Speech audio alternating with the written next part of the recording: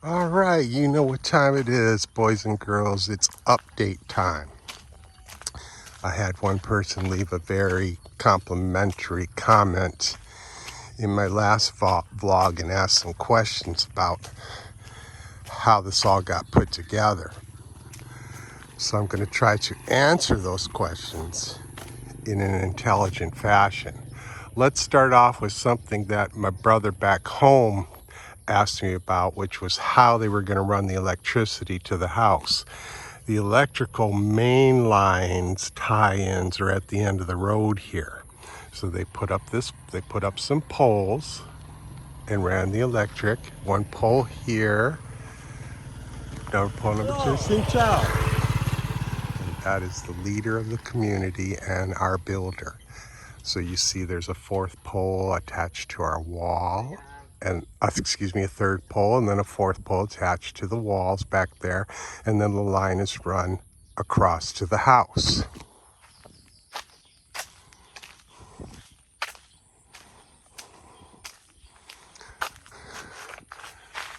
So they did an excellent job. These are not any kind of, I've seen a lot of bullshit electrical poles in Vietnam running to houses, which is like scary.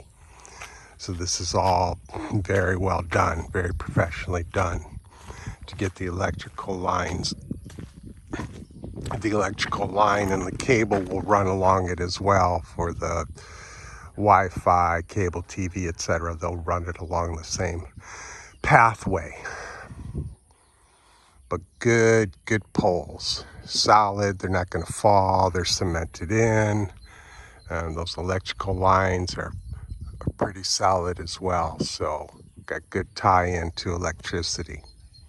They're prepping to paint this side of the wall of the house.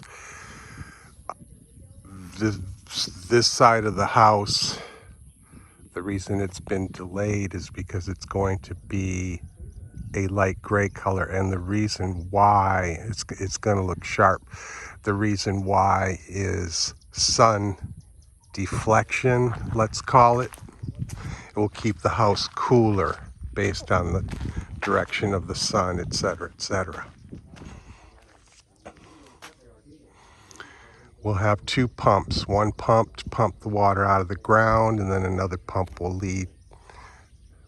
You won't see it, but it'll be piped in to the top of the roof where our water tank will be, to pump the water from there into the house. And then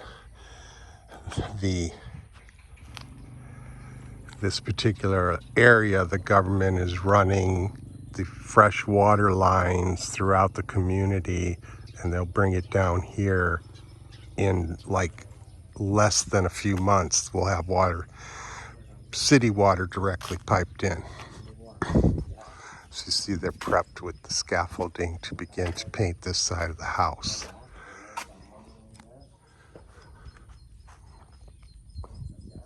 And they will paint, of course, they're going to paint our walls here. Our exterior wall. They're going to begin painting that also. So once that's painted, it'll be same process. Throw a primer coat on, plaster it, smooth it out, then paint it. It'll look great. And we'll put a mid-size, mid-height permanent gate here, but I told my wife I want it to swing open. Hinged on one side, bolted on the other. And then that'll be a more decorative swinging door, like a bi metal gate that'll have two sides to it that will swing out. And it'll be a little more decorative, nothing crazy, but they'll both be black. On this brick face wall here, there's an area for putting flowers and plants here. Fill this with dirt, of course. It'll have to be filled with dirt for moisture protection, etc. We may line it with a thick 3 or 5 mil plastic. Then it'll require some thought, but some kind of decoration onto the wall itself, something cool, something Vietnamese. All right, so let me get these questions answered for the person that commented on my last vlog. It's really not complicated. The first thing you do is they have people that work with landowners. Excuse me, I'm getting a hat. Gets my hats on. They have landowners who employ people who you could call realtors. I don't know what to call them actually, but they're in the know. And they go around and they show land for people that are interested in purchasing land for investment, for building a home, for things of that nature. So first things first, if you're not Vietnamese, if you're not Viet Kieu, which is a Vietnamese that lives in America but is still Vietnamese, or you don't have a Vietnamese wife, you ain't buying no land as a foreigner. If you've got one of those three in hand, then you get one of those people to take you around. We looked at several parcels of land with a young lady that worked as a land realtor or whatever. It's just not the same as America. But anyways, she eventually drove us down here to this plot of land. And we were like, when we saw the view and the area and how peaceful it is and yada, yada, yada, we were like, bingo, done. The thing is this plot that we built the house on was divided into 3 plots. So we bought all 3. So we're over 500 meters of land total here. And each plot was, to different sizes, but the 3 of them all told added up to over 500 meters. Now, we purchased the land. That took some doing. You got to go to the government office, fill out all the paperwork, blah, blah, blah, get permits, survey, make sure that the land is designated by the government as buildable land, meaning you can build a structure on it, you can build a home on it. This rice field, all this rice land, as I stated, is not designated for building. This is the last plot of land before all of this miles and miles and miles of rice and corn and trees and growing land that is not designated for building. It never will be. That's the cool part of the plot of land that we bought. Then you have to find a designer and a builder. Everything works by word of mouth here in Vietnam. So eventually, the woman that sold us the land, we happened to buy it from the leader of the commune, the person that is responsible, as I mentioned before, of over 300 families within a, 50-mile geographical area. He's responsible for them. He's responsible for the area to make sure everything's cool.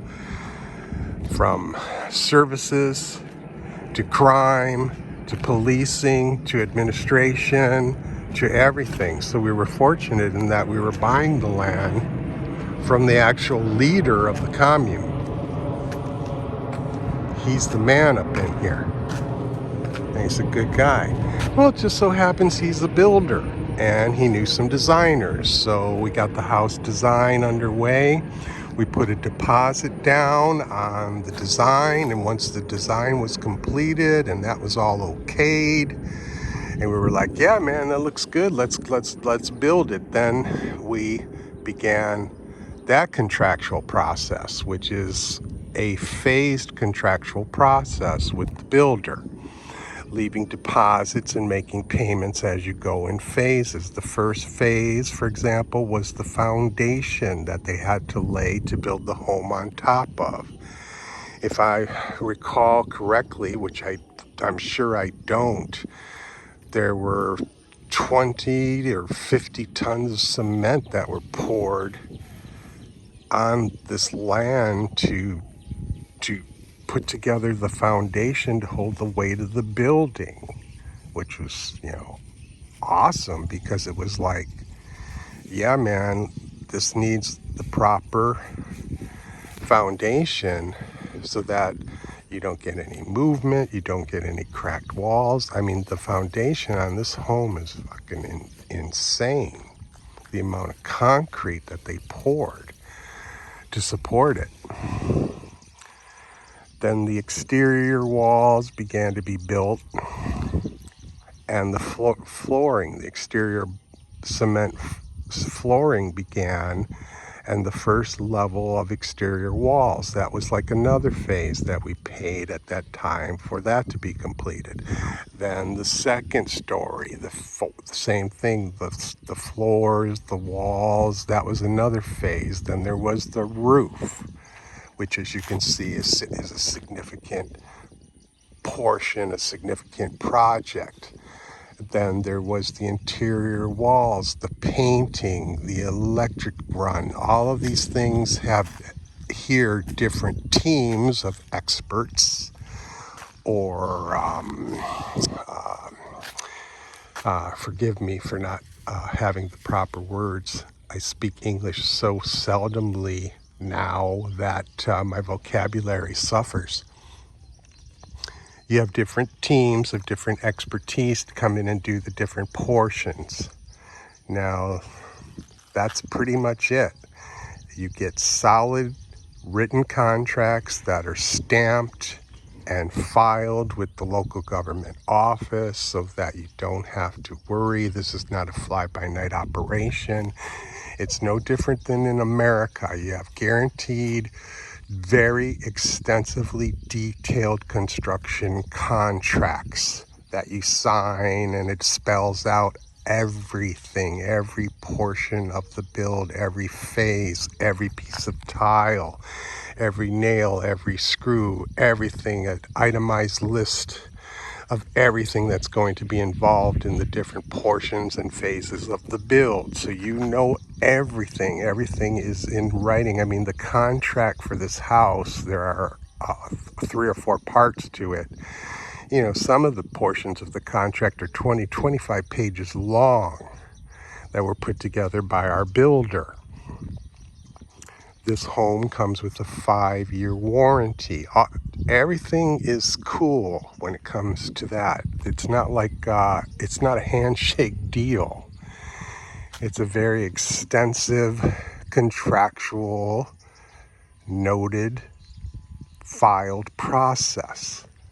So you don't have to worry, like I said, get a 5-year warranty on the home and everything. Anything goes wrong, he comes back, he fixes it within the first 5 years, which is really cool. Very similar to the West. In terms of cost, I mean, it all depends. It all depends where, when, how, why. All the W's are included. All the bullshit is included.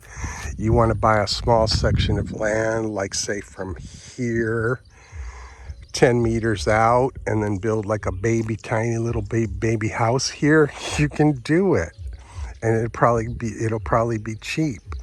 But you want to build a 1-room, kitchen, living room, bedroom, bathroom, 1-story house. Cheap. Something like this, a little bit more money, a little more expensive. So the budget, it depends. It depends on what you want and where you want it and how big of a house you want and everything else. So I'll leave it at that. I hope I answered your questions. If you have any more, just let me know.